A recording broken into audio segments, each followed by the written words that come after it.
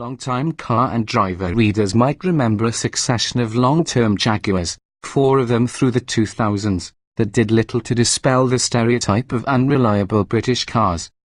The last of these Jags born from the Ford ownership era to finish its tour of duty was a 2009 XF supercharged sedan. Its long-term rap story began with a Seinfeldian inquiry: what is it with Jaguar and electronics? When we next took delivery of a long-term Jag, half a decade had passed, enough time for new owners Tata Motors to develop its first model from the ground up. That 2014 F-Type proved relatively reliable but was not without its own problems, including an infotainment system that locked up and required rebooting so often we could only presume it was running on Windows ME.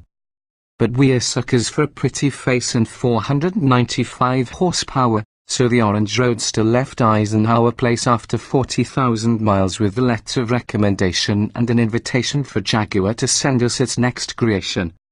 Enter the XE, that would be the XE, which, along with the redesigned XF, rides on a new modular aluminium-intensive platform called IQ. A small intra-luxury sedan, the XE promises to be the most accessible Jaguar in a decade, with a base 240 horsepower model starting at under $36,000. Profligate spenders of other people's money that we are, we chose a much more expensive XE, passing on the intra-level turbo 4-cylinder in favor of the supercharged V6. While you can get into the 6-cylinder for as little as $42,695, we wanted a wheel drive $2,500 and all those sporty exterior bits that define the $7,500 sport trim. Running up the price of our long-termer with $6,650 of further options brought the as-tested total to $59,345.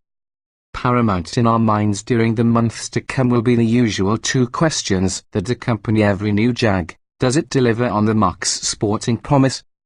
And what sorts of electronic bedevilment will we have to cope with for 40,000 miles? We're off to a promising start on the former, but the XE's in-control Touch Pro infotainment system already is proving reliably unreliable. We chose the $2,700 technology package primarily to get the 10.2-inch widescreen display, but it seems to have even more propensity to freeze than did the old infotainment unit in F-Type. Multiple editors have experienced the problem from almost the moment the car came off the hauler, so we'll be mentioning that on our first service visit. That could be imminent, as we've already experienced a check engine warning light, although it extinguished itself after a few key cycles and a bit of driving.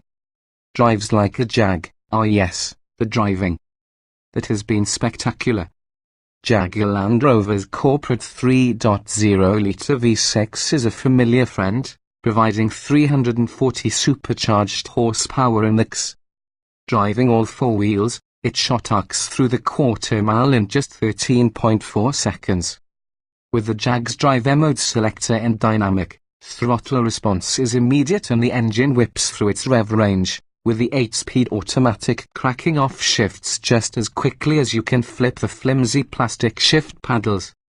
We opted to add $1,000 for the 20-inch propeller wheels wearing staggered Biley P0 Summit tires, size 23535ZR20 in the front and 26530ZR20 in the rear.